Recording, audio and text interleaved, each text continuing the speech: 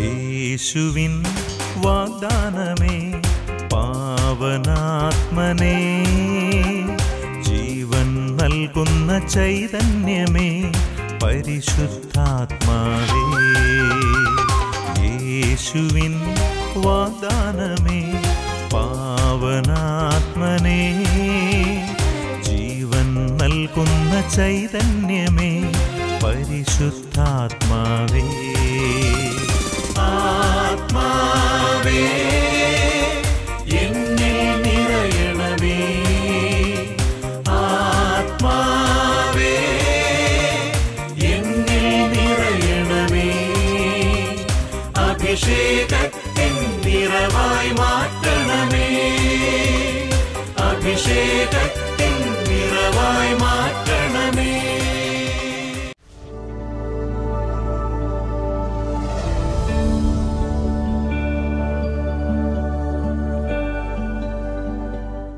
ഒരു വ്യക്തിയെ ദൈവത്തിൽ നിന്നും അകറ്റി നിർത്തുന്നത് അവൻ്റെ പാപങ്ങളാണ്.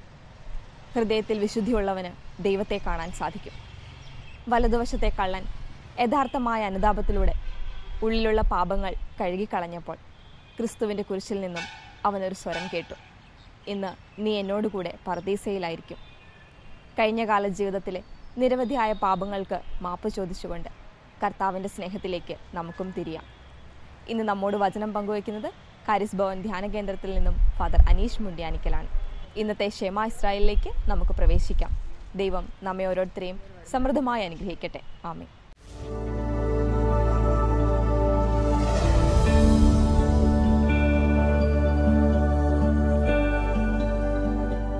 മിശിഹായിലേറ്റ സ്നേഹം നിറഞ്ഞ ഷെമ ഇസ്രായേലിൻ്റെ പ്രേക്ഷകരെ, ഷെമ ഇസ്രായേൽ പ്രോഗ്രാമിലൂടെ വചനം ശ്രവിച്ച് ദൈവത്തെ അനുസരിച്ച് ദൈവത്തിൻ്റെ ഇഷ്ടമനുസരിച്ച് മുന്നോട്ട് പോകുന്ന എല്ലാവരെയും കർത്താവ് അനുഗ്രഹിക്കുന്നു. അനേക സാക്ഷ്യങ്ങൾ കാരിസ് ഭവനിലേക്ക് കടന്നു വരുന്നുണ്ട്. ഷെമ ഇസ്രായേൽ പ്രോഗ്രാമിനെ സംബന്ധിച്ച് വചനം കേട്ട് ചില തീരുമാനങ്ങളൊക്കെ എടുത്ത് മാറ്റം വരുത്തി അനുഗ്രഹങ്ങളും അഭിഷേകവും സ്വീകരിച്ച് വിശുദ്ധിയിൽ ജീവിക്കുന്ന മക്കളെക്കുറിച്ച് ദൈവത്തിൻ്റെ നാമത്തിന് മഹത്വമുണ്ടാകട്ടെ. ഈ വചന പ്രോഗ്രാമിലൂടെ അനേകർ കർത്താവിനെ കാണട്ടെ, അറിയട്ടെ, ഈശോയുടെ നാമം മഹത്വപ്പെടട്ടെ എന്ന് പ്രത്യേകമായിട്ട് പ്രാർത്ഥിക്കുന്നു. പ്രിയമുള്ളവരെ, ഇന്നത്തെ ഈ ശുശ്രൂഷയിൽ ദൈവം നമുക്ക് വേണ്ടി വിചിന്തനത്തിനായിട്ട് നൽകുന്ന വചനം മത്തായിയുടെ സുവിശേഷം 18-ാമത്തെ അധ്യായം 14 മുതലുള്ള വചനങ്ങൾ, 14-ാമത്തെ വചനമാണ്. അത് ഈശോ തൻ്റെ ജീവിതത്തിൻ്റെ ഉദ്ദേശത്തെപ്പറ്റി, കർത്താവിൻ്റെ ആഗമനത്തിൻ്റെ ഉദ്ദേശത്തെപ്പറ്റി, പരസ്യ ജീവിതത്തിൻ്റെ ഉദ്ദേശത്തെപ്പറ്റി, തൻ്റെ ദൈവം നൽകിയിരിക്കുന്ന ഉത്തരവാദിത്തത്തെക്കുറിച്ച് ബോധവാനായിട്ട് ഈശോ പറയുന്ന വചനഭാഗമാണത്. ഇതുപോലെ ഈ ചെറിയവരിൽ ഒരുവനും പോലും നശിച്ചു പോകുവാൻ എൻ്റെ സ്വർഗസ്ഥനായ പിതാവ് ഇഷ്ടപ്പെടുന്നില്ല. ഈ ഭൂമിയിൽ ഒരാൾ പോലും നശിപ്പിക്കപ്പെടുവാനായിട്ട് ദൈവപിതാവ് ഇഷ്ടപ്പെടുന്നില്ല. ആ ഇഷ്ടം മനസ്സിലാക്കിയാണ് പുത്രനായ ഈശോ ഈ ഭൂമിയിലേക്ക് വന്നിരിക്കുന്നത്. ഈശോ പറയുന്ന ഉപമ ഇതാണ്: ഒരാൾക്ക് 100 ആടുകളുണ്ടായിരിക്കെ അതിലൊന്ന് വഴിതെറ്റിപ്പോയാൽ 99നെയും മലയിൽ വിട്ടിട്ട് അവൻ വഴിതെറ്റിയതിനെ അന്വേഷിച്ച് പോവുകയില്ലേ? കണ്ടെത്തിയാൽ അതിനെക്കുറിച്ച് വഴിതെറ്റിപ്പോകാത്ത 99നെക്കുറിച്ച് എന്നതിനേക്കാൾ അവൻ സന്തോഷിക്കുമെന്ന് സത്യമായി ഞാൻ നിങ്ങളോട് പറയുന്നു. ഈ ഒരു ഉപമ പറഞ്ഞ ശേഷം ഈശോ പറയുകയാണ്, ഇതുപോലെ ഈ ചെറിയവരിൽ ഒരുവൻ പോലും നശിച്ചു പോകാൻ എൻ്റെ സ്വർഗസ്ഥനായ പിതാവ് ഇഷ്ടപ്പെടുന്നില്ല. പ്രിയപ്പെട്ടവരെ, സ്വർഗത്തിൽ നിന്ന് ഭൂമിയിലേക്ക് കടന്നു വന്ന പിതാവായ ദൈവത്തിൻ്റെ ഏകപുത്രൻ, പിതാവിൻ്റെ ഹിതമറിയുന്ന, പിതാവായ ദൈവത്തിൻ്റെ ആഗ്രഹങ്ങളും നിയോഗങ്ങളും, പിതാവായ ദൈവത്തിൻ്റെ മനുഷ്യനെക്കുറിച്ചുള്ള പ്ലാനുകളും പദ്ധതികളും ഒക്കെ വ്യക്തമായിട്ട് അറിയാവുന്ന ഈശോ പറയുകയാണ്, പിതാവിൻ്റെ ഹിതം ഇതാണ്, ചെറിയവരിൽ ഒരുവൻ പോലും നശിച്ചു പോകാൻ സ്വർഗസ്ഥനായ പിതാവ് ഇഷ്ടപ്പെടുന്നില്ല, ഒരാൾ പോലും നശിച്ചു പോകാൻ. അതുകൊണ്ടാണ് മത്തായിയുടെ സുവിശേഷം 1-ാമത്തെ അധ്യായം 21-ാമത്തെ വചനം യോസേപ്പ് പിതാവിന് ദർശനം നൽകുന്ന ഗബ്രിയേൽ മാലാഖ പരിശുദ്ധ അമ്മയെ സ്വീകരിക്കേണ്ടതിൻ്റെ ആവശ്യകതയെപ്പറ്റി പറഞ്ഞ ശേഷം പറയുന്നത്, അവൻ യേശു എന്ന് പേരിടണം, അവൻ എല്ലാവരുടെയും പാപങ്ങൾ മോചിക്കും. പാപങ്ങൾ, ഈ ലോകത്തിൻ്റെ മുഴുവൻ പാപങ്ങൾ മോചിക്കാൻ വേണ്ടിയാണ് യേശു ഈ ഭൂമിയിലേക്ക് വന്നത്. പ്രിയപ്പെട്ടവരെ, ചെറിയവരിൽ ഒരുവൻ പോലും നശിച്ചു പോകാതിരിക്കാൻ. ആരാണ് ഈ ചെറിയവർ? പ്രിയപ്പെട്ടവരെ, നമ്മുടെ ലോകത്തിലേക്ക് കണ്ണോടിക്കുമ്പോൾ ആരാണ് ചെറിയവരെന്നറിയപ്പെടുന്നത്? ഒരുപക്ഷെ ചിലപ്പോൾ സാമ്പത്തികമായിട്ട് വലിയ അവസ്ഥയിൽ നിൽക്കുന്ന ആളുകൾ പോലും ചെറിയവരായിട്ട് പോകുന്ന അവസ്ഥകളുണ്ട്. ചെറിയവരായിട്ട് സമൂഹത്തിന് മുമ്പിൽ, ലോകത്തിന് മുമ്പിൽ ചെറിയവരായിട്ട്. ആരാണ് ചെറിയവർ? ചെറിയവരെന്ന് പറഞ്ഞാൽ പ്രിയപ്പെട്ടവർ, ദൈവം നോക്കുമ്പോൾ ആരാണോ ചെറിയവർ, അതാണ് ചെറിയ ആൾ. നമ്മൾ ലൂക്കായുടെ സുവിശേഷം 19-ാമത്തെ അധ്യായത്തിലേക്ക് എത്തുമ്പോൾ ഒരു ചെറിയ മനുഷ്യനെ കാണുന്നുണ്ട്. വചനം പഠിപ്പിക്കുന്ന പ്രകാരമാണ്, ഈശോ കടന്നു പോകുന്ന ജെറീക്കോയിലെ വഴിയരികിൽ പൊക്കം കുറഞ്ഞ സക്കേവൂസ്, ഉയരം കുറഞ്ഞവൻ, ചെറിയവൻ, അതായത് അവൻ്റെ പൊക്കക്കുറവ് ശാരീരികമായ പൊക്കക്കുറവിനേക്കാൾ ഉപരിയായിട്ട് അവൻ്റെ പാപകരമായ അവസ്ഥയാകുന്ന പൊക്കക്കുറവും സമൂഹത്തിൻ്റെ മുമ്പിൽ നിൽക്കാനുള്ള പൊക്കക്കുറവുമാണെന്നുള്ള കാര്യം ബൈബിൾ വായിക്കുമ്പോൾ നമുക്ക് മനസ്സിലാക്കാൻ സാധിക്കും. അവൻ്റെ പൊക്കക്കുറവെന്ന് പറയുന്നത് അതാണ്, അതായത് സമൂഹത്തിൻ്റെ മുമ്പിൽ നിൽക്കാൻ പറ്റാത്ത അവസ്ഥ. പ്രിയപ്പെട്ടവരെ, എൻ്റെ ഈ വചനം ശ്രവിക്കുന്ന പലരും ഇന്ന് ഈ ഒരു അവസ്ഥയിലൂടെ കടന്നു പോകുന്നവരുണ്ടാവാം. ശാരീരികമായ പൊക്കക്കുറവിനേക്കാളും അധികമായിട്ട് സമൂഹത്തിൽ പൊക്കക്കുറവ് അനുഭവപ്പെടുന്നവർ, ഒരു കുടുംബത്തിൽ ചെറുതായി പോകുന്ന അവസ്ഥയിലൂടെ കടന്നു പോകുന്ന വ്യക്തി, ഒരു സമൂഹത്തിൽ നിൽക്കുമ്പോൾ ചെറുതായിട്ട് മറ്റുള്ളവരുടെ മുമ്പിൽ നിൽക്കാനുള്ള ഒരു കെൽപ്പോ യോഗ്യതയോ ഇല്ലാത്ത ചെറിയവരായിട്ടുള്ള ആൾക്കാർ. അതുപോലെ തന്നെ പാപം ചെയ്ത് ഒരുപക്ഷെ ആ പാപത്തിൽ പിടിക്കപ്പെട്ടവർ ചെറിയവരാണ്. വ്യഭിചാരത്തിൽ പിടിക്കപ്പെട്ട സ്ത്രീയെ ഈശോയുടെ മുമ്പിലേക്ക് കൊണ്ടുവരുമ്പോൾ മറ്റുള്ളവരുടെ ഒക്കെ മുമ്പിൽ അവൾ കർത്താവിന് മുമ്പിലേക്ക് വലിച്ചഴിക്കപ്പെടുകയാണ്. എല്ലാവരുടെയും താഴെയാണ് അവളുടെ സ്ഥാനം. അതുപോലെ തന്നെ കർത്താവിന് മുമ്പിലേക്ക് കൊണ്ടുവരുന്ന തളർവാദ രോഗി, അവൻ ചെറിയവനാണ്. കാരണം അവനെ സംബന്ധിച്ചോളം മറ്റുള്ളവർക്ക് ചെയ്യാൻ പറ്റുന്ന പല കാര്യങ്ങളും അവന് ചെയ്യാൻ പറ്റുന്നില്ല. മറ്റുള്ളവർ സംസാരിക്കുന്ന പോലെ സംസാരിക്കാൻ പറ്റില്ല. അവൻ ചെറിയവനാണ്. അങ്ങനെ സമൂഹത്തിൽ ഏതെങ്കിലും വിധത്തിൽ പാർശ്വവൽക്കരിക്കപ്പെട്ടിരിക്കുന്ന ആളുകളൊക്കെ ചെറിയവരാണ്. സാമ്പത്തിക മേഖലയിൽ മാത്രമായിരിക്കും നിർബന്ധമില്ല, സാമ്പത്തിക മേഖലയും ഉൾപ്പെടെയാണ് പറയുന്നതെങ്കിലും സമൂഹത്തിൻ്റെ മുമ്പിൽ അവഗണിക്കപ്പെട്ടവർ, ചെറുതാക്കപ്പെട്ടവർ, മനഃപൂർവ്വം ചെറുതാക്കപ്പെട്ടവർ, ഏതെങ്കിലും അനീതിക്കോ അതല്ലെങ്കിൽ മറ്റുള്ളവരുടെ കയ്യിൽ നിന്നും ലഭിക്കേണ്ടത് ലഭിക്കാതെയുമൊക്കെ അഴിമതിക്കും അതുപോലെ അക്രമങ്ങൾക്കുമൊക്കെ വിധേയരായിപ്പോയി ചെറുതായിപ്പോയ ആളുകളെ കുറിച്ചാണ് പറയുന്നത്. കർത്താവ് പറയുന്നത്, ഈ ചെറിയവരിൽ ഒരുവൻ പോലും നശിച്ചു പോകാൻ എൻ്റെ സ്വർഗസ്ഥനായ പിതാവ് ഇഷ്ടപ്പെടുന്നില്ല. ഇതിനകത്ത് ഒരുപാട് അർത്ഥമുണ്ട് പ്രിയപ്പെട്ടവരെ. ചെറിയവരിൽ ഒരുവൻ പോലും നശിച്ചു പോകാൻ സ്വർഗസ്ഥനായ പിതാവ് ഇഷ്ടപ്പെടുന്നില്ല എന്നാണ് ഈശോ പറയുന്നത്. നശിച്ചു പോവുക എന്ന് പറഞ്ഞാൽ എന്താണ് നശിച്ചു പോവുക? കർത്താവ് തന്നെ പഠിപ്പിക്കുന്നുണ്ട്, ഒരുവൻ ഈ ലോകം മുഴുവൻ നേടിയാലും അവൻ്റെ ആത്മാവ് നഷ്ടപ്പെട്ടാൽ അവൻ എന്ത് പ്രയോജനം? അതായത് ഒരാൾ നശിച്ചു പോകുന്നത് ശരീരം നഷ്ടപ്പെടുന്നതിലൂടെയല്ല, ഒരുവൻ്റെ ആത്മാവ് നഷ്ടപ്പെടുമ്പോഴാണ്. പലപ്പോഴും പ്രിയപ്പെട്ടവരെ, നമ്മുടെ ഈ സമൂഹത്തിലെ കുറവുകൾ, ദാരിദ്ര്യമോ പട്ടിണിയോ അതല്ലെങ്കിൽ സമൂഹത്തിൽ ഏതെങ്കിലും പാപകരമായ അവസ്ഥയെ നേരിടുന്ന വ്യക്തികളോ അതല്ലെങ്കിൽ നാണക്കേടിലൂടെയോ മാനഹാനിയിലൂടെയോ ഒക്കെ കടന്നു പോകുന്ന വ്യക്തികൾ പലപ്പോഴും ചിന്തിക്കുന്നത് എങ്ങനെയെങ്കിലുമൊക്കെ ജീവിതം അവസാനിപ്പിച്ചേക്കാം, ഇനി ജീവിതം മുന്നോട്ട് നീട്ടിക്കൊണ്ട് പോകണ്ട എന്ന് ചിന്തിച്ച് തീരുമാനമെടുത്ത് അതിനുവേണ്ടി കാത്തിരിക്കുന്നവരുണ്ടാവും. പക്ഷേ പ്രിയപ്പെട്ടവരെ, നാശത്തിലേക്കാണ് ആ പോക്ക്. ചിലപ്പോൾ ഈ ഏതെങ്കിലും വിധത്തിലുള്ള പ്രശ്നങ്ങളിലൂടെയൊക്കെ കടന്നു പോയിട്ട് ഒരല്പ സമാധാനം കിട്ടാൻ സാമ്പത്തികമായിട്ടുള്ള ബുദ്ധിമുട്ടുകളും പ്രയാസങ്ങളും വരുമ്പോൾ, രോഗത്തിൻ്റെ മൂർധന്യാവസ്ഥ വരുമ്പോൾ, കുടുംബത്തിൽ സമാധാനം ഇല്ലാത്ത അവസ്ഥയിൽ, കുടുംബത്തിൽ നിന്നും കിട്ടേണ്ട സ്നേഹം കിട്ടാത്ത അവസ്ഥയിൽ ഒക്കെ ചെറുതായിപ്പോയ ആൾക്കാർ പ്രിയപ്പെട്ടവർ വലുതാണെന്ന് ഭാവിക്കാൻ വേണ്ടി മദ്യപാനത്തിലേക്കും മയക്കുമരുന്നിലേക്കും സുഖങ്ങളിലേക്കും ഒക്കെ കടന്നു പോകുന്നത് നമുക്ക് കാണാൻ പറ്റും. പ്രിയപ്പെട്ടവരെ, ആത്മാവിൻ്റെ നാശത്തിലേക്കാണ് ആ വ്യക്തി കടന്നു പോകുന്നത്. അതുകൊണ്ട് ചെറിയവരിൽ ഒരുവൻ പോലും നശിച്ചു പോകാതിരിക്കാൻ വേണ്ടിയാണ് കർത്താവ് പറയുന്നത്, സ്വർഗസ്ഥനായ പിതാവ് അത് ഇഷ്ടപ്പെടുന്നില്ല, ഒരാൾ പോലും നശിച്ചു പോകാൻ ഇഷ്ടപ്പെടുന്നില്ല. ഇനി എന്താണ് ചെയ്യേണ്ടത്? കർത്താവ് പറയുന്നു, വചനം നമ്മളെ പഠിപ്പിക്കുന്നു, അധ്വാനിക്കുന്നവരും ഭാരം വഹിക്കുന്നവരുമായി നിങ്ങൾ എൻ്റെ അരികിൽ വരുവിൻ, ഞാൻ നിങ്ങളെ ആശ്വസിപ്പിക്കാം. അതായത് ഈശോ ആഗ്രഹിക്കുന്നത് നമ്മൾ ഓരോരുത്തരും ഈശോയുടെ അടുത്തേക്ക് വരിക. എന്തിനാണ് ഈശോയുടെ അടുത്തേക്ക് വരുന്നത്? കർത്താവിൻ്റെ അടുത്തേക്ക് വരുന്നത് നിൻ്റെ കുറവുകളും ബലഹീനതകളും നിൻ്റെ പോരായ്മകളും കർത്താവിന് മുമ്പിൽ ഏറ്റുപറയാനും ഒപ്പം കർത്താവിൻ്റെ അനുഗ്രഹത്തിന് വേണ്ടി ആത്മാർത്ഥമായിട്ട് പ്രാർത്ഥിക്കാനും. ഈ രണ്ട് കാര്യങ്ങൾക്ക് വേണ്ടിയാണ് കർത്താവിൻ്റെ അടുക്കലേക്ക് വരേണ്ടത്. പ്രിയപ്പെട്ടവരെ, അതുകൊണ്ട് നമ്മളൊരു കാര്യം മനസ്സിലാക്കണം, കർത്താവ് നമ്മളെ ഓരോരുത്തരെ ക്ഷണിക്കുകയാണ് ദൈവത്തിൻ്റെ അനുഗ്രഹത്തിൽ പങ്കുകാരാകുവാൻ. വചനം പ്രഭാഷകന്റെ പുസ്തകത്തിൽ നമ്മളെ പഠിപ്പിക്കുന്നുണ്ട്, പാപിയെ കൊണ്ട് കർത്താവിന് ആവശ്യമില്ല, പാപിയെ കർത്താവിന് ആവശ്യമില്ല. പ്രിയപ്പെട്ടവരെ, പാപികളായ വ്യക്തികൾ കർത്താവിന് ആവശ്യമില്ല. നീ കർത്താവിൻ്റെ അടുക്കലേക്ക് കടന്നു വരുന്നതിന് പാപങ്ങൾ ഉപേക്ഷിച്ച് കർത്താവിൻ്റെ അനുഗ്രഹം സ്വന്തമാക്കി ദൈവത്തിൻ്റെ മകനും മകളുമായിട്ട് ജീവിക്കാൻ വേണ്ടിയാണ്. അതുകൊണ്ട് ഈ ചെറിയവരിൽ ഒരുവൻ പോലും നശിച്ചു പോകാനല്ല ആഗ്രഹിക്കുന്നത്. കർത്താവ് നമ്മളെ ഓരോരുത്തരും ക്ഷണിക്കുകയാണ് കർത്താവിൻ്റെ അടുക്കലേക്ക് വരുവാൻ. കർത്താവിൻ്റെ അടുക്കലേക്ക് വരുമ്പോൾ ഒരു പ്രശ്നമുണ്ട്, എൻ്റെ ദൈവത്തിൻ്റെ മുമ്പിൽ നിൽക്കുവാൻ, യേശുവിൻ്റെ മുമ്പിൽ നിൽക്കുവാനുള്ള യോഗ്യത എനിക്കുണ്ടോ എന്ന് ഞാൻ പരിശോധിക്കേണ്ടിയിരിക്കുന്നു. എന്താണ് ഈ യോഗ്യത? യോഗ്യത മറ്റൊന്നുമല്ല. നമ്മൾ മനോഹരമായ വസ്ത്രങ്ങൾ ധരിച്ചിരിക്കുന്നതോ അതല്ലെങ്കിൽ ഏതെങ്കിലും തരത്തിൽ മനോഹരമായിട്ടുള്ള സമ്മാനങ്ങളുമായിട്ട് ദൈവത്തിന് മുമ്പിലേക്ക് വരുന്നതോ ഒന്നുമല്ല യോഗ്യത എന്ന് പറയുന്നത്. എന്താണ് യോഗ്യത എന്ന് പറയുന്നത്? പ്രിയപ്പെട്ടവരെ, യോഗ്യത എന്ന് പറയുന്നത് ദൈവത്തിന് മുമ്പിൽ പാപമില്ലാത്ത അവസ്ഥയാണ്. യോഗ്യത എന്ന് പറയുന്നത് പാപമില്ലാത്ത അവസ്ഥ. നമ്മളൊരു വീട്ടിൽ വിരുന്നിന് പോകുമ്പോഴോ ഒരു വീട്ടിൽ സന്ദർശനത്തിന് പോകുമ്പോഴോ അവിടെയുള്ള വ്യക്തികളുമായി താതാത്മ്യപ്പെടുവാനായിട്ട് അവരുടെ രീതിയിൽ നമ്മൾ പെരുമാറാറുണ്ട്. പ്രത്യേകിച്ച് ഒത്തിരിയേറെ ഏതെങ്കിലും തരത്തിലുള്ള ബഹുമാനിക്കപ്പെടുന്ന സ്ഥാനത്ത് നിൽക്കുന്ന വ്യക്തികളുടെ ഭവനങ്ങളിലേക്കൊക്കെ നമ്മൾ ഏതെങ്കിലും ആവശ്യത്തിന് കടന്നു പോകുമ്പോൾ അവരെ ബഹുമാനിക്കാനായി അവരുടെ രീതിക്കനുസരിച്ച് നമ്മുടെ ജീവിതത്തിൽ മാറ്റം വരുത്തിയാണ് നമ്മൾ കടന്നു പോവുക. സംസാര രീതിയും നമ്മുടെ വസ്ത്രധാരണത്തിലും ഒക്കെ വ്യത്യാസമുണ്ടാവും. അതുകൊണ്ട് കർത്താവ് പറയുകയാണ്, കർത്താവിൻ്റെ അടുക്കലേക്ക് നമ്മൾ കടന്നു വരുമ്പോൾ, പരിശുദ്ധനായ ദൈവത്തിൻ്റെ അടുക്കലേക്ക് നമ്മളൊരാവശ്യവുമായി കടന്നു വരുമ്പോൾ നമുക്ക് ആ പരിശുദ്ധിയുടെ അംശം നമ്മുടെ ജീവിതത്തിൽ ഉണ്ടാകണം. ആ പരിശുദ്ധിയുടെ അംശത്തിൻ്റെ പേരാണ് വിശുദ്ധി. അതായത് വിശുദ്ധരായ വ്യക്തികളൊക്കെയാണ് കർത്താവിനെ കാണാനായിട്ട് പോകുന്നത്. അതുകൊണ്ടാണ് പൗലോസ്ലീഹ പഠിപ്പിക്കുന്നത് വിശുദ്ധി കൂടാതെ ദൈവത്തെ ദർശിക്കുക സാധ്യമല്ല എന്ന് പറയുന്നത്.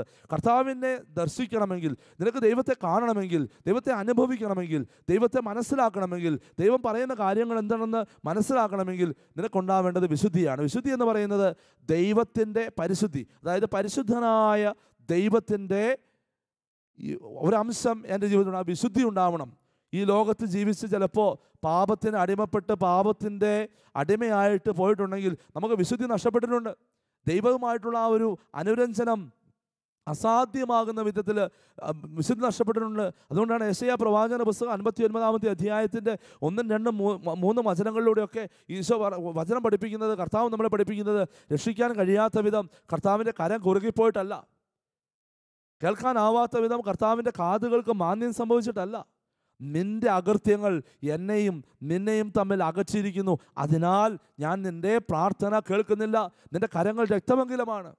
പ്രിയപ്പെട്ടവരെ, കർത്താവ് നമ്മളോട് ഓരോരുത്തരും പറയുകയാണ്, എൻ്റെ മോനെ മോളെ, നിന്നെ കാണാൻ പറ്റാഞ്ഞിട്ടല്ല, നിന്നെ കേൾക്കാൻ പറ്റാഞ്ഞിട്ടല്ല, നീ പറയുന്നത് കേൾക്കുന്നുണ്ട്, നീ വിളിക്കുന്നത് കേൾക്കുന്നുണ്ട്, നിന്റെ പ്രാർത്ഥന എൻ്റെ മുമ്പിൽ എത്തുന്നുണ്ട്, നിൻ്റെ കരം കുറുകിപ്പോയിട്ടല്ല, നിന്നെ സഹായിക്കണമെന്ന് എനിക്ക് ആഗ്രഹമുണ്ട്, നിന്നെ പിടിക്കണമെന്ന് എനിക്ക് ആഗ്രഹമുണ്ട്. പക്ഷേ നിൻ്റെ അകൃത്യങ്ങൾ, അതാണ് കർത്താവ് പഠിപ്പിക്കുന്നത്, നിൻ്റെ അകൃത്യങ്ങൾ, എൻ്റെ അകൃത്യങ്ങൾ, നീ ചെയ്ത പ്രവൃത്തികൾ, അകൃത്യങ്ങൾ, അതായത് നീ ചെയ്ത ഓരോ വ്യക്തിയെയും ദൈവം ഈ ഭൂമിയിൽ നിയോഗിച്ചിരിക്കുന്നത് പ്രിയപ്പെട്ടവരെ കൃത്യങ്ങൾ ചെയ്യാനാണ്. അതായത് കടമകൾ, ദൈവം ഏൽപ്പിച്ചിരിക്കുന്ന ഉത്തരവാദിത്തങ്ങൾ നിർവഹിക്കാൻ, ദൈവം ഏൽപ്പിച്ചിരിക്കുന്ന ഉത്തരവാദിത്തങ്ങൾ ചെയ്യാൻ വേണ്ടി തന്നെയാണ് ഈ ഭൂമിയിലേക്ക് നമ്മൾ നിയോഗിച്ചിരിക്കുന്നത്. പക്ഷേ ആ കൃത്യനിർവഹണത്തിനിടയിൽ കടന്നു വന്നിരിക്കുന്ന അകൃത്യങ്ങൾ, അതായത് ദൈവത്തിൻ്റെ വചനത്തിന് വിരുദ്ധമായ കാര്യങ്ങൾ, ദൈവകൽപ്പനയ്ക്ക് വിരുദ്ധമായ കാര്യങ്ങൾ, ദൈവം ചെയ്യരുത് എന്ന് പറഞ്ഞിരിക്കുന്ന കാര്യങ്ങൾ നീ ചെയ്തിട്ടുണ്ടോ? ദൈവം ചെയ്യണം എന്ന് പറഞ്ഞിരിക്കുന്ന കാര്യങ്ങൾ നീ ചെയ്യാതിരുന്നിട്ടുണ്ടോ? ഉണ്ടെങ്കിൽ അത് അകൃത്യങ്ങളാണ്. ദൈവം ചെയ്യണമെന്ന് കൽപ്പിച്ചിരിക്കുന്ന ദൈവത്തെ ആരാധിക്കലും ദൈവത്തിന് സ്ഥാനം കൊടുക്കലും ദൈവത്തിൻ്റെ നാമം പൂജ്യമാക്കി സൂക്ഷിക്കുകയും ദൈവത്തെ അതുപോലെ തന്നെ മാതാപിതാക്കളെ ബഹുമാനിക്കുകയും ഒക്കെ ദൈവം ചെയ്യണമെന്ന് പറഞ്ഞിരിക്കുന്ന കാര്യങ്ങളാണ്. ദൈവം ചെയ്യണമെന്ന് പറഞ്ഞിരിക്കുന്ന കാര്യങ്ങൾ എത്രമാത്രം നീ ചെയ്യാതിരുന്നിട്ടുണ്ട്?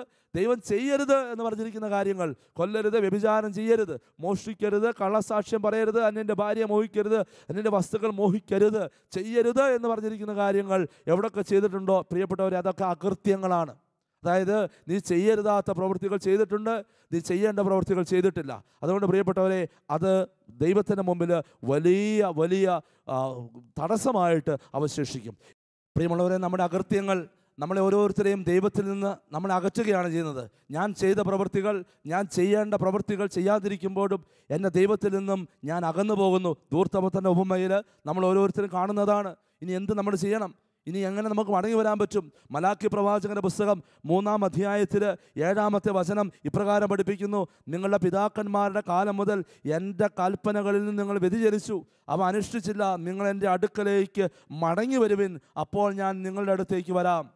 സൈന്യങ്ങളുടെ കർത്താവ് അരുളി ചെയ്യുന്നു, നിങ്ങൾ എൻ്റെ അടുക്കലേക്ക് മടങ്ങി വരുവിൻ, അപ്പോൾ ഞാൻ നിങ്ങളുടെ അടുക്കലേക്ക് വരാം. എൻ്റെ പ്രിയപ്പെട്ടവരെ, കർത്താവിൻ്റെ സന്നിധി മലാക്കി പ്രവാചകൻ, പഴയ നിയമത്തിലെ അവസാനത്തെ പ്രവാചകൻ എന്ന് ഗണിക്കപ്പെടുന്ന യേശുവിന് തൊട്ടു മുമ്പ് സ്നാപക യോഹന്നാന് തൊട്ടു മുമ്പ് ജീവിച്ചിരുന്ന BC 510 ജീവിച്ചിരുന്ന പ്രവാചകനാണ്. ആ പ്രവാചകൻ പറയുന്നത്, എൻ്റെ അടുക്കലേക്ക് മടങ്ങി വരുവിൻ. പ്രിയപ്പെട്ടവരെ, പഴയ നിയമത്തിൽ ദൈവം എപ്പോഴും ആവശ്യപ്പെടുന്ന ഒരു കാര്യം, എൻ്റെ അടുക്കലേക്ക് നിങ്ങൾ മടങ്ങി വരിക. പ്രിയപ്പെട്ടവർ, മടങ്ങി വരാത്ത ഒരു ജനത്തെ നോക്കി നെടുവേർപ്പെടുന്ന പിതാവായ ദൈവത്തിൻ്റെ സ്നേഹം നമുക്ക് കാണാൻ പറ്റും. ആ പിതാവ് തൻ്റെ ഏകജാതനെ ഈ ഭൂമിയിലേക്ക് വിട്ടു. തൻ്റെ ഏകജാതനെ, യേശുവെന്ന ഏകജാതനെ ഭൂമിയിലേക്ക് വിട്ടു. ആ യേശുവാണ് നമ്മൾ വായിച്ചു കേട്ടത് പറയുന്നത്, ഈ ചെറിയവരിൽ ഒരുവൻ പോലും നശിച്ചു പോകാതിരിക്കാൻ വേണ്ടി അതാണ് പിതാവിൻ്റെ പദ്ധതി. ആ പിതാവിൻ്റെ പദ്ധതി പൂർത്തീകരിക്കാൻ വേണ്ടിയാണ് താൻ വന്നിരിക്കുന്നത്. അതുകൊണ്ടാണ് ഈശോ പറയുന്നത്, ഞാൻ വന്നിരിക്കുന്നത് നീതിമാന്മാരെ തേടിയല്ല, ഈ ഭൂമിയിൽ എത്ര വിശുദ്ധരുണ്ടെന്ന് തേടിയല്ല ഞാൻ വന്നിരിക്കുന്നത്, ഈ ഭൂമിയിൽ നന്മ ചെയ്ത് ജീവിക്കുന്നവരെ തേടിയല്ല ഞാൻ വന്നിരിക്കുന്നത്, പിന്നെയോ അവരെ ഞാൻ സ്നേഹിക്കുന്നു, അവരെൻ്റെ കൂടെയാണ്. പക്ഷേ ഞാൻ വന്നിരിക്കുന്നത് പാപികളെ തേടിയാണ്. കാരണം വൈദ്യനെ ആവശ്യം രോഗികൾക്കാണ് വൈദ്യനെ കൊണ്ട് ആവശ്യം. ഞാൻ വന്നിരിക്കുന്നത് പാപികളെ തേടിയാണ്. എൻ്റെ പ്രിയപ്പെട്ടവരെ, കർത്താവ് നമ്മളെ ഓരോരുത്തരെയും തേടി ഇറങ്ങി വന്നിരിക്കുക, സ്വർഗം വിട്ട് ഭൂമിയിലേക്ക് ഇറങ്ങി വന്നിരിക്കുക. അതുകൊണ്ട് തന്നെയാണ് 1 യോഹന്നാൻ 1-ാമത്തെ അധ്യായം 9-ാമത്തെ വചനം ഇപ്രകാരം പറയുന്നത്, നാം പാപങ്ങൾ ഏറ്റുപറയുമെങ്കിൽ അവൻ വിശ്വസ്തനും നീതിമാനുമാകയാൽ പാപങ്ങൾ ക്ഷമിക്കുകയും എല്ലാ അനീതികളിൽ നിന്ന് നമ്മെ ശുദ്ധീകരിക്കുകയും ചെയ്യും. കർത്താവിൻ്റെ രക്തത്തിൻ്റെ ശക്തിയാൽ, യേശുവിൻ്റെ കുരിശിലെ മരണത്തിൻ്റെ ശക്തിയാൽ, നമ്മുടെ പാപങ്ങളുടെ ശിക്ഷ അവൻ കുരിശിൽ ഏറ്റെടുത്തിരിക്കുന്ന യോഗ്യതയാൽ, പ്രിയപ്പെട്ടവരെ, എൻ്റെയും നിങ്ങളുടെയും അകൃത്യങ്ങൾ നിശേഷം കഴുകിക്കളയുവാൻ യേശുവിന് സാധിക്കും. യേശുവിൻ്റെ രക്തം നമ്മുടെ പാപങ്ങൾക്ക് വേണ്ടി പരിഹാരം ചെയ്ത രക്തം നമുക്ക് വേണ്ടി സ്വർഗത്തിൽ മാധ്യസ്ഥം വഹിക്കും. മത്തായിയുടെ സുവിശേഷം 10-ാം അധ്യായത്തിൽ നമ്മൾ വായിക്കുന്നുണ്ട്, ഈശോ ഇപ്രകാരം പറയുന്നു, ഈ ഭൂമിയിൽ എന്നെ ഏറ്റുപറയുന്നവനെ എൻ്റെ സ്വർഗസ്ഥനായ പിതാവിന് മുമ്പിൽ ഞാനും ഏറ്റുപറയും. പ്രിയപ്പെട്ടവരെ, ഈ ഭൂമിയിൽ എന്നെ ഏറ്റുപറയുന്നവനെ എന്ന് പറയുന്നത്, ഈ ഭൂമിയിൽ യേശുവിൻ്റെ നാമം ഏറ്റുപറയുന്നത് മാത്രമായിരിക്കണമെന്ന് നിർബന്ധമില്ല. യേശുവിനോട് ഏറ്റുപറയുന്നവർ, അതായത് ഈ ഭൂമിയിൽ ഓരോരുത്തരുടെയും പാപങ്ങൾ, കുറവുകൾ യേശുവിൻ്റെ മുമ്പിൽ പാപമോചകനായ, പാപം മോചിക്കുവാനും പാപം ഏറ്റെടുക്കുവാനും കടന്നു വന്ന, പാപം ഏറ്റെടുക്കുവാനും മോചിക്കുവാനും കഴിവുള്ള ഒരേ ഒരു ആൾ യേശുവെന്ന പിതാവായ ദൈവത്തിൻ്റെ ഏകപുത്രൻ്റെ മുമ്പിൽ ഏറ്റുപറയുന്ന വ്യക്തിയുടെ പാപങ്ങൾ ക്ഷമിക്കപ്പെടുമെന്ന് വചനം നമ്മളെ പഠിപ്പിക്കുന്നു. അതാണ് 1 യോഹന്നാൻ 1-ാമത്തെ അധ്യായത്തിൽ കർത്താവ് പറയുന്നത്, അവിടുത്തെ പുത്രനായ യേശുവിൻ്റെ രക്തം എല്ലാ പാപങ്ങളിലും നിന്ന് നമ്മെ ശുദ്ധീകരിക്കുന്നു. നമുക്ക് പാപമില്ലെന്ന് പറഞ്ഞാൽ അത് ആത്മവഞ്ചനയാകും, അപ്പോൾ നമ്മൾ സത്യമില്ലെന്ന് വരുമെന്നാൽ നാം പാപങ്ങൾ ഏറ്റുപറയുന്നെങ്കിൽ അവൻ വിശ്വസ്തനും നീതിമാനുമാകയാൽ പാപങ്ങൾ ക്ഷമിക്കുകയും എല്ലാ അനീതികളിൽ നിന്നും നമ്മെ ശുദ്ധീകരിക്കുകയും ചെയ്യും. എൻ്റെ പ്രിയപ്പെട്ടവരെ, അതുകൊണ്ട് കർത്താവ് നമ്മളെ ഓരോരുത്തരെയും ക്ഷണിക്കുന്നത്, നീ ഉയരം കുറഞ്ഞവനാണോ, നീ ചെറിയവനാണോ, നീ സമൂഹത്തിൽ നിന്ന്, നീ ജീവിക്കുന്ന സമൂഹത്തിൽ ചെറിയവനായിട്ടാണോ കടന്നു പോകുന്നത്, നിന്നെ ഉയർത്താൻ കഴിവുള്ള കർത്താവ് നിന്നെ വിളിക്കുകയാണ്. നമ്മൾ ചെയ്യേണ്ടത് നമ്മുടെ അകൃത്യങ്ങൾ ഉപേക്ഷിച്ച് കർത്താവിലേക്ക് വരിക. പാപം ചെയ്തിട്ടില്ല എന്ന് പറയരുത്, നിൻ്റെ പാപങ്ങൾ കർത്താവിന് മുമ്പിൽ ഏറ്റുപറയുക. പാപങ്ങൾ ഏറ്റുപറയുന്ന ഓരോ വ്യക്തിയെയും കർത്താവ് സന്തോഷത്തോടെ സ്വീകരിക്കുന്നത്. ഈ ഭൂമിയിൽ നിൻ്റെ കുറവുകൾ ഏറ്റെടുക്കാൻ ആരാ ഉള്ളത്? ആര് വരും ഈ ഭൂമിയിലെ കുറവുകൾ ഏറ്റെടുക്കാൻ? നിന്റെ പാപങ്ങൾ ഏറ്റെടുക്കാൻ ആര് വരും? നിന്റെ ജീവിത പങ്കാളിക്ക് നിന്റെ പാപങ്ങൾ ഏറ്റെടുക്കാൻ പറ്റില്ല, നിന്റെ മക്കൾക്ക് നിന്റെ പാപങ്ങൾ ഏറ്റെടുക്കാൻ പറ്റില്ല, നിന്റെ മാതാപിതാക്കൾ നിന്റെ പാപങ്ങൾ ഏറ്റെടുക്കില്ല, നിന്നെ ഏറെ സ്നേഹിക്കുന്ന നിന്റെ കൂട്ടുകാർ പോലും നിന്റെ പാപങ്ങൾ, നിന്റെ കുറവുകൾ അവൻ ഏറ്റെടുക്കില്ല. അവന് വേണ്ടത് നിൻ്റെ കഴിവുകളാണ്. ഈ ഭൂമിയിൽ എല്ലാവർക്കും വേണ്ടത് കഴിവുകളാണ്. എന്നാൽ ദൈവപുത്രൻ ഈ ഭൂമിയിലേക്ക് വന്നിരിക്കുന്നത് പാപങ്ങൾ ഏറ്റെടുക്കാൻ വേണ്ടിയാണ്. നീ നിൻ്റെ പാപങ്ങളെ കർത്താവിന് മുമ്പിൽ ഏറ്റുപറഞ്ഞാൽ നിൻ്റെ പാപങ്ങൾ പരിപൂർണമായിട്ടും ക്ഷമിക്കപ്പെടും. അതുകൊണ്ട് കർത്താവ് നമ്മളെ ഓരോരുത്തരെയും ക്ഷണിക്കുന്നു പാപങ്ങൾ ഏറ്റുപറയാൻ. നമ്മൾ കുമ്പസാര കൂട്ടിലേക്ക് നടക്കുമ്പോൾ ഈ ഒരു ബോധ്യം നമ്മുടെ കയ്യിലുണ്ടാവണം. നമ്മൾ ചെയ്ത എല്ലാ അകൃത്യങ്ങളും, അറിഞ്ഞോ അറിയാതെയോ വന്നുപോയ എല്ലാ അകൃത്യങ്ങളും ക്ഷമിക്കുവാൻ സാധിക്കുന്ന കർത്താവിൻ്റെ സന്നിധിയിലേക്കാണ് നമ്മൾ കടന്നു പോകുന്നത്. പ്രിയപ്പെട്ടവരെ, നീയും നിൻ്റെ രക്ഷയും തമ്മിലുള്ള ദൂരം, നീയും നിനക്ക് ലഭിക്കാനിരിക്കുന്ന അനുഗ്രഹങ്ങളും തമ്മിലുള്ള ദൂരം, പമ്മിക്കൂടും പിതാവിൻ്റെ ഭവനവും തമ്മിലുള്ള ദൂരം എന്ന് പറയുന്നത് നീ ഇപ്പോൾ നിൽക്കുന്ന സ്ഥലവും നിൻ്റെ കുമ്പസാരക്കൂടും തമ്മിലുള്ള ദൂരമാണ്. നീയും നിൻ്റെ കുമ്പസാരക്കൂടും തമ്മിലുള്ള ദൂരം, അവിടെ നിനക്ക് വേണ്ടി കാത്തിരിക്കുന്ന സർവശക്തനായ ദൈവത്തിൻ്റെ പുത്രനായ യേശുവിൻ്റെ പ്രതിപുരുഷനായ വൈദികനിലൂടെ നിൻ്റെ പാപങ്ങൾ ക്ഷമിക്കുവാനും നിന്നെ സ്വീകരിക്കുവാനും ദൈവം നിനക്ക് വേണ്ടി കാത്തിരിക്കുന്നു. നഷ്ടമായതൊക്കെ തിരികെ നൽകുവാൻ സാധിക്കുന്ന ദൈവം, നിന്നെ അനുഗ്രഹിച്ച് ഉയർത്താൻ സാധിക്കുന്ന ദൈവം, നിന്നെ നഷ്ടപ്പെട്ടു പോയവനാണെങ്കിലും തിരികെ വരുമ്പോൾ സന്തോഷത്തോടെ സ്വീകരിക്കാൻ കാത്തിരിക്കുന്ന ദൈവം, ആ ദൈവത്തിൻ്റെ സന്നിധിയിലേക്ക് നമുക്ക് മടങ്ങിച്ചെല്ലാം. എല്ലാ പാപങ്ങളെയും കുറവുകളെയും ഉപേക്ഷിക്കാം. ദൈവം നിന്നെ സമൃദ്ധമായി അനുഗ്രഹിക്കട്ടെ. വചനം കേട്ട് അതനുസരിച്ച് പ്രവർത്തിക്കുന്നവരാണ് ദൈവാനുഗ്രഹം സ്വന്തമാക്കുക. അതിനായി നമുക്ക് ആത്മാർത്ഥമായിട്ട് പരിശ്രമിക്കാം. വിശുദ്ധ കുർബാനയുടെ ആരാധനയ്ക്ക് മുമ്പിലിരുന്ന് നമുക്ക് നമ്മുടെ പാപങ്ങളെക്കുറിച്ച് പരിശോധിക്കുകയും ദൈവത്തിൻ്റെ കൃപയും അനുഗ്രഹവും യാചിക്കുകയും ചെയ്യാം. സർവശക്തനായ ദൈവം നമ്മെ അനുഗ്രഹിക്കട്ടെ. ആമേൻ. ദിവ്യകാരുണ്യമേ, ദിവ്യകാരുണ്യമേ, ദൈവമേ, ദൈവമേ, ദിവ്യകാരുണ്യമേ, ദിവ്യകാരുണ്യമേ, യേശുവേ. പരിശുദ്ധ പരമ ദിവ്യകാരുണ്യനാഥനായ ഈശോയ്ക്ക് എന്നേരവും ആരാധനയും സ്തുതിയും പുകഴ്ചയും ഉണ്ടായിരിക്കട്ടെ. പ്രിയമുള്ളവരെ, ദൈവത്തിൻ്റെ വചനം ഈ നിമിഷം വരെ കേട്ടുകൊണ്ടിരുന്നവരാണ് നമ്മൾ. പാപത്തെക്കുറിച്ചും പാപങ്ങൾ ഏറ്റുപറയേണ്ടതിൻ്റെ ആവശ്യകതയെക്കുറിച്ചുമൊക്കെ നമ്മൾ കേട്ടു. ഈ ലോകത്തിൻ്റെ പാപങ്ങൾ ഏറ്റെടുക്കുവാൻ വന്ന ദൈവത്തിൻ്റെ കുഞ്ഞാട് പാപങ്ങൾ മുഴുവൻ തൻ്റെ ശരീരത്തിൽ ഏറ്റെടുത്ത് പാപത്തിൻ്റെ പരിഹാര ബലിയായി തീർന്ന ഈശോ നമ്മളെ ഓരോരുത്തരെയും ഇപ്പോൾ കാണുന്ന സമയമാണ്. ഈ വിശുദ്ധ കുർബാനയുടെ ആരാധനയുടെ സമയത്ത് നമുക്ക് കർത്താവിൻ്റെ മുമ്പിലേക്ക് നമ്മുടെ ബലഹീനതകളെയും കുറവുകളെയും ഒരു നിമിഷം സമർപ്പിച്ച് പ്രാർത്ഥിക്കാം.